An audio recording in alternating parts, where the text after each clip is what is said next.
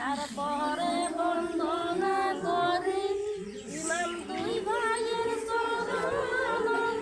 রঙ্গ রসে সরল ভেসে আসেন যত জন তারপর